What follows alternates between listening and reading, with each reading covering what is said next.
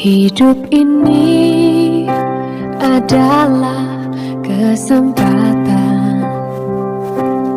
Hidup ini untuk melayani. Berfirmanlah Tuhan kepadaku. Ambillah sebuah batu tulis besar, dan tuliskanlah di atasnya dengan tulisan biasa. Maher Syalal Hasbas. Maka aku memanggil dua saksi yang dapat dipercaya, yaitu Imam Uriah dan Zakaria bin Yeberekyah. Kemudian aku menghampiri istriku. Ia mengandung dan melahirkan seorang anak laki-laki. Lalu berfirmanlah Tuhan kepadaku, Namailah dia Maher Syalal Hasbas.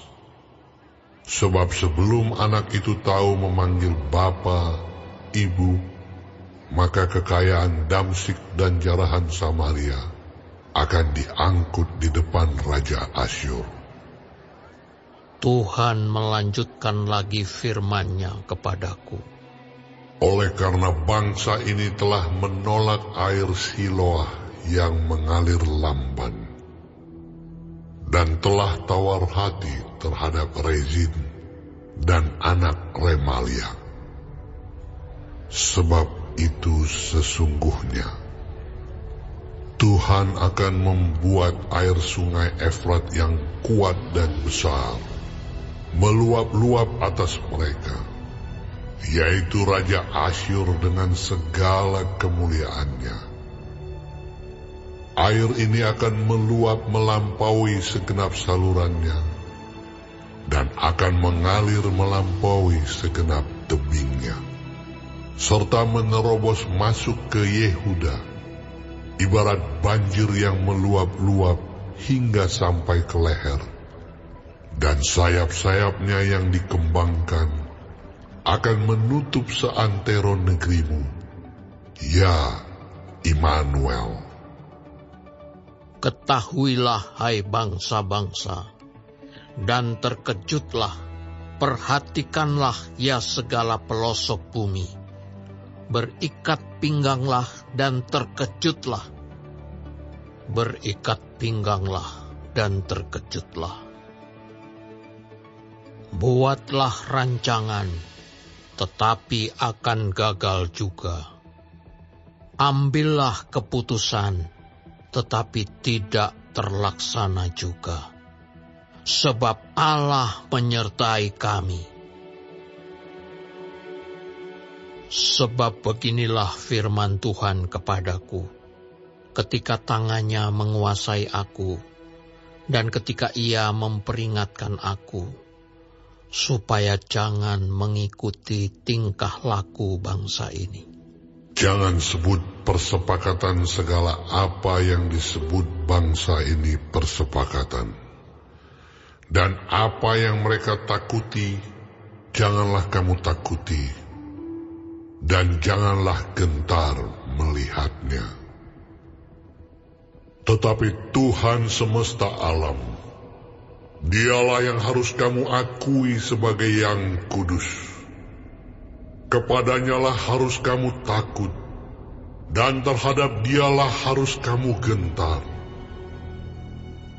Ia akan menjadi tempat kudus, tetapi juga menjadi batu sentuhan dan batu sandungan bagi kedua kaum Israel itu, serta menjadi jerat dan perangkap bagi penduduk Yerusalem. Dan banyak di antara mereka akan tersandung, jatuh dan luka parah, tertangkap dan tertawan. Aku harus menyimpan kesaksian ini dan memeteraikan pengajaran ini di antara murid-muridku. Dan aku hendak menanti-nantikan Tuhan yang menyembunyikan wajah-Nya terhadap kaum keturunan Yakub, aku hendak mengharapkan Dia. Sesungguhnya aku dan anak-anak yang telah diberikan Tuhan kepadaku adalah tanda dan alamat di antara orang Israel dari Tuhan semesta alam yang diam di Gunung Sion. Dan apabila orang berkata kepada kamu, mintalah petunjuk kepada arwah dan roh-roh peramal yang berbisik-bisik dan komat kami, maka jawablah, bukankah suatu bangsa patut meminta petunjuk kepada Allahnya? Atau haruskah mereka meminta petunjuk kepada orang-orang mati bagi orang-orang hidup? Carilah pengajaran dan kesaksian. Siapa yang tidak berbicara sesuai dengan perkataan itu, maka baginya tidak terbit fajar.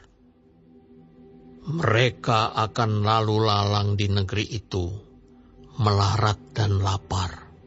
Dan apabila mereka lapar, mereka akan gusar dan akan mengutuk rajanya dan Allahnya. Mereka akan menengadah ke langit dan akan melihat ke bumi. Dan sesungguhnya hanya kesesakan dan kegelapan, kesuraman yang mengimpit, dan mereka akan dibuang ke dalam kabut. Tetapi tidak selamanya akan ada kesuraman untuk negeri yang terimpit itu. Kalau dahulu Tuhan merendahkan tanah Zebulon dan tanah Naftali, maka di kemudian hari Ia akan memuliakan jalan ke laut, daerah seberang sungai Yordan, wilayah bangsa-bangsa lain. Baik, sebelum mengakhiri firman Tuhan hari ini, kita sama-sama berdoa. Bapa kami yang di surga, dikuduskanlah nama-Mu. Datanglah kerajaan-Mu. Jadilah kehendak-Mu di bumi seperti di sorga. Berikanlah kami pada hari ini makanan kami yang secukupnya,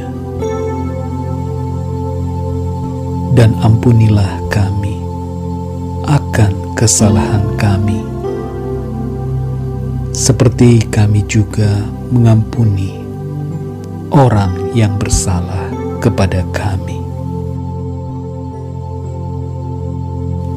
Dan janganlah membawa kami ke dalam pencobaan,